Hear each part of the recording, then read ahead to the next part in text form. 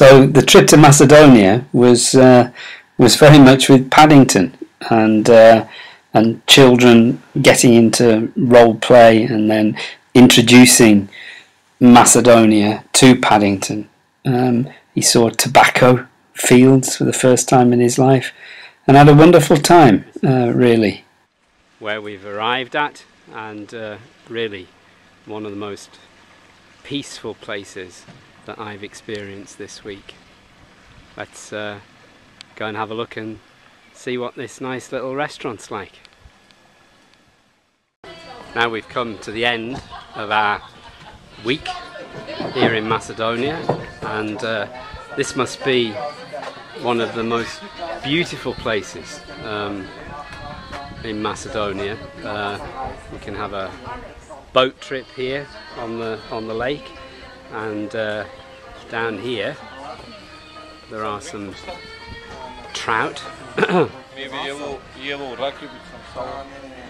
which are swimming around here and jumping up and down. Here's one of the boats that you can take on these lakes. And Biljana, where are we then? Well, now we are in Canyon Matka, which is probably one of the most beautiful sites in Macedonia. So Mark Andrews is here with me at Canyon Matka. This is the end of the SOL week we had here, where he's done many workshops. And I would like to ask him about the experience he's had so far and the workshops he's done. So Mark, could you please start with everything you did? Like, sure. Share your first experience. I've taken Paddington round for the whole time, and he's very much enjoyed it. He likes the peach juice very much, so he's definitely going to try that out, look for it when he gets back to England. And he's also very much enjoyed the tavče gravče, which he'd never had before. You know, in the Brown's house in London, he'd only had baked beans on toast, you know, so he didn't actually realise how beans could be. And now he's had this. He's told me he's never ever going to eat baked beans on toast ever again. So he's going to take the recipe and he's going to try it out, and he's going to cook it for Mr. and Mrs. Brown when he goes back. So if it doesn't work, he can always come back to Macedonia. Well, yes, yeah, well maybe he will. Maybe he'll go back to London and he'll decide. We'd be happy to make another one for him. Yeah, and he'll decide that actually he prefers it here, and he'll come here. So yeah, Skopje was first in 2 language schools, which was nice. Right. What did you do in Skopje? I mean, basically it was talks about what we do at SOL in Devon when students come and when teachers come. But it was also much broader than that. In what way was it? Well, it was about the principles of intercultural learning, as well as working in a more materials light, conversation-driven, working with emergent language, you know, in a kind of unplugged type dogma sort of way. So it was a mixture of those things. And then you went to Štip, and I went to Štip, and that was very interesting because in Štip, Marian was there, who'd actually been in Barnstaple with us last year. In fact, the person who organised all of this, Dragice, who is now the SOL representative in Macedonia, she's been twice to Devon, and she got all this together and arranged all the places, which is fantastic. Marian in Štip organised it in the library there. In the named after one of your revolutionaries. Yeah, was it Goce Delchev? That's right, yeah. Which is Goce Delchev in his library, or the library dedicated to him. And it was interesting. We did a little bit of field work there because Marianne lives right next to a Tush supermarket, and you could see that some of the local shops had closed down, a local flower shop and some food shops. So we did a little bit of field work on this, and then in the workshops we also talked about how it might be possible to work with students on this, little projects about their own environment. So that was also something that we did. And then you went to Prilep, didn't you? Prilep, yeah, I got the bus again. I've just loved travelling on buses here, going through the countryside. You know, it's like it's just one mountain after the other, and all these trees and fast flowing streams and rivers. Yeah. So we arrived in Prilep, and then the next day. What did you do there? Well, again we had two talks. We had one. Well, actually there was one. Yes, there were two talks. There was one talk which was in the library again. That was particularly interesting. That was interesting because it was mostly, I had actually anticipated that it would be for teachers, and then when I got there were about 60 students and 9 teachers, I think. So I kind of did the talk, and I addressed it to the students, and then at strategic moments during the talk, addressed the teachers and said, "Oh, these would be interesting things that you might be able to do with these intelligent students who are sitting here." Yeah, and then we had another one that was 2 hours, and another 2-hour one after that. That was from, actually we were there from 6 till 8:30, and I think some people were worried we might get shut into the school at the end. Yeah, that's true. But that was nice. And then a teacher there, who was actually very interested in the SOL courses, invited me the next morning to have a look at, well, not just to have a look, but to do a lesson with her students, with her 12-year-old, which you came to. Yeah, I did. I attended it. It was really good. You remember that? We learned so much from that one. What did you think of that, by the way? You know, that class. What do you remember from it? It was very intimate. I know, and you kind of shared everything from beginning from your personal experience, from the knowledge you have on the subject you kind of teach. So I think all the teachers enjoyed it quite a lot. Yeah. Really good. And now I've been invited to a Facebook group by the students, which I'm going to stay part of over the next few months, and hopefully Blagica will bring her students to SOL, which is great. Which would be fantastic for them, especially. And then we went to Bitola, and the only Macedonian folk song that I know is from Bitola, moj roden kraj, ja te sakam. No, it's ja se te sakam, od srce znaj. Bitola, moj roden kraj, ja te sakam. Od srce znaj. It's a bit difficult to compete with this music, to keep it in tune. But it was actually great. It was my first time in Bitola, which was fabulous. And I hadn't realised that it was a town of consuls, because there was actually the British consul was there, which I hadn't realised.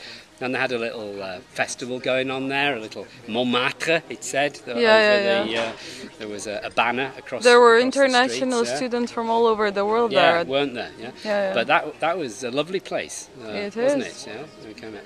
And then the next day, of course, we went to Ohrid, which was great. Fantastic, and swam in the lake and met Alexandra from Eltam, which was really nice because she lives in Struga, so she came to see us, and we had a lovely meal there. Swimming in the lake was fantastic because it brought back lots of memories. And then we were in a terrible thunderstorm on the way back, and we actually pulled to the side of the road and waited a bit until it stopped raining. And then, there's one thing I've forgotten. In Prilep, I went off to Vitolište, which is an hour from Prilep, and very much in the countryside, where your famous film director, Milcho Manchevsky, yes, where he made Before the Rain, which won lots of awards. Mothers as well, which I haven't seen, which I'm going to see now. You have to see that. And we went, and there was this school where there was just one student, Peter, and the teacher travels an hour there, an hour back. There is an English teacher who also goes there sometimes. So we had a look around that village, which was fantastic. And then on Saturday morning, we went to Podmo, which I think pod meaning under, and mol kind of where you pray, molit, I think it's to pray, isn't it? Like under a place where people pray. I think that comes from. Hadn't really thought about those things. Makes sense. And then we did a little work with Paddington. The children made little puppets, and then they showed Paddington their school, and they showed Paddington the tobacco fields, things that you hadn't seen before, and really tried to with the children to get them to see their own village from the perspective of somebody else, and to develop the skills in them to describe their own environment, which is you know, an important part of intercultural learning.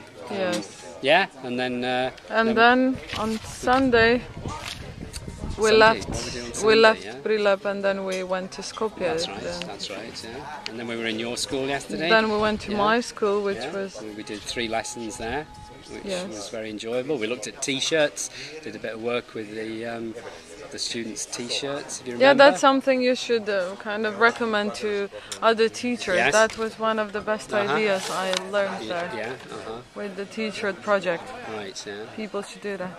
To design a T-shirt. To design a T-shirt, and then so children can earn even money from it. Yeah. Then sell it later. They can, yeah. Describing their own town. Describing or country for that matter. Or country, yeah. So we did that. And we're going again to see your school tonight. Yeah? Yes.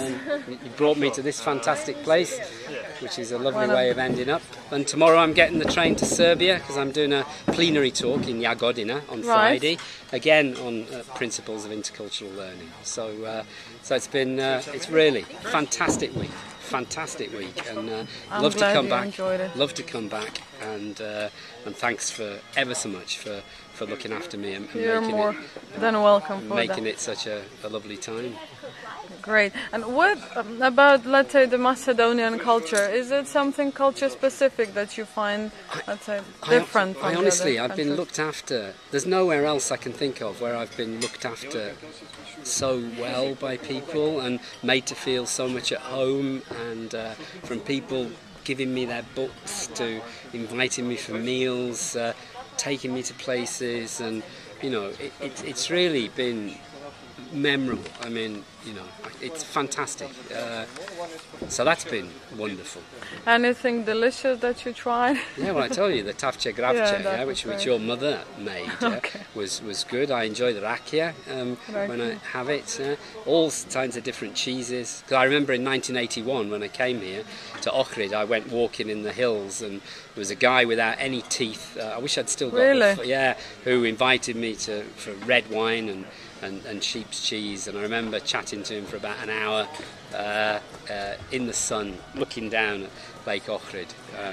And I had a moment like that when we went to the stork village. Right. Yeah, when we went to, what was it called? Malokonyari. Malokonyari, where we saw three storks and then ended up dancing the oro. The oro. Yes. Dancing the oro with the guy there.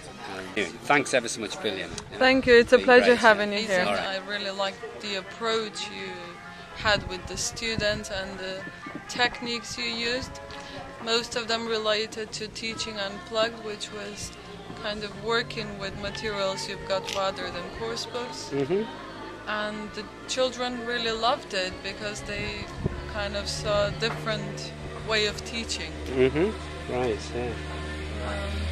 And what kind of future do you see in this kind of work? Yeah? I think it would be incredible if we all kept in touch for a long time and we organized all these workshops, because it was not only useful for the students but for the teachers as well, and you help them, you introduce them to new ways of teaching, completely new approach to the students, and we can have a fruitful cooperation in the future, definitely. So it has been great. No, it's been fantastic to have you here. Hope you'll come very soon again. Yeah, well, I've loved every minute of it, and thank you. Thank you so much for bringing me here on our last day. Fantastic, really. Yeah. And if you want to look this place up and find out a bit more about it, it's www.kanonmatka.mk. Fantastic.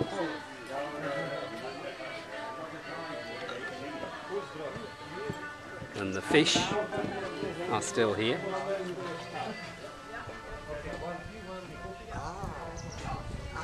Jumping up and down in the water, and the boat's there ready for the boat trips. Wir haben vernommen, was er sagt. Möge er weiterfahren. Wir hören.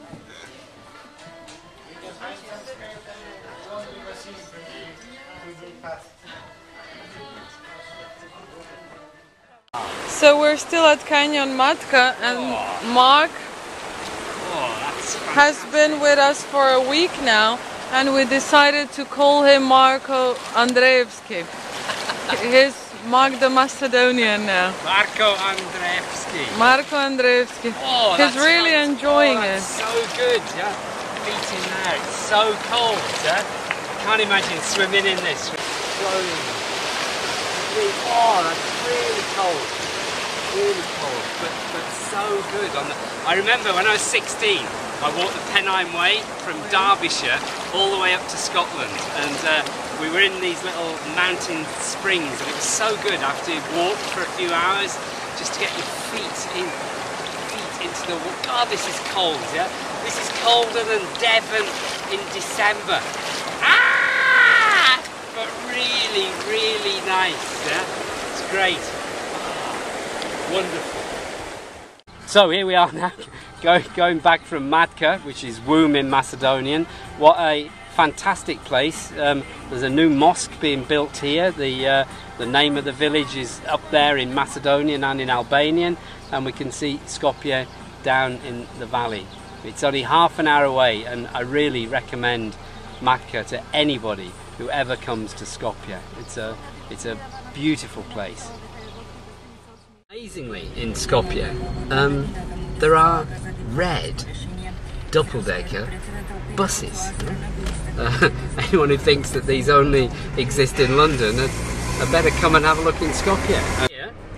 And here we have another red double-decker bus. It's amazing, isn't it? You know, you don't actually expect to see these in Skopje, Macedonia, do you?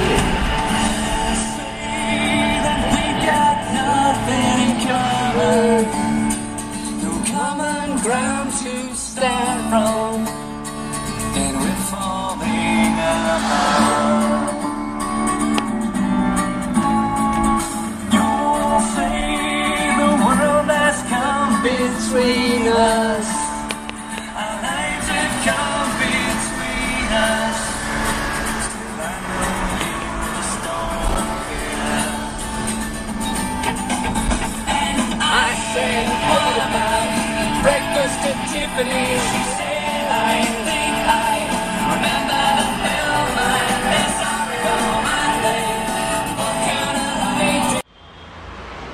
So here we are in Skopje at the restaurant Kai Marsolot, and as we go in to the entrance of the restaurant, we go past different flags. Here's the Macedonian flag. This is the Serbian flag. This is the Montenegrin flag. This is the Bosnian flag with a fig on it. Over here we can sit next to Tito, and here we can pick figs off the trees, which is fun. And back to the flags. Here's the restaurant. Here's the Bosnian flag. And here's the Croatian flag. Here's Triglav here. Here's the Slovene flag. And here is the old Yugoslav flag. All along the entrance to the restaurant.